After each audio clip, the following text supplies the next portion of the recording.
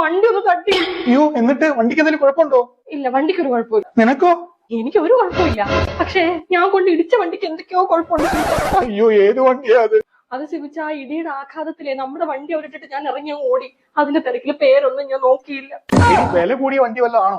ഏയ് ജീന, സെഡാൻ ആണോ SUV ആണോ? സെഡാന് SUV ഒന്നും അല്ല, അതിന്റെ ഇടയിൽ നിൽക്കുന്ന ഏതോ ഒരു വണ്ടിയാ. BMW? BMW അല്ല. അല്ല അല്ല ബെന്ലി ആണോ? ബെന്നിച്ചേട്ടൻ അവിടെ വന്നായിരുന്നോ?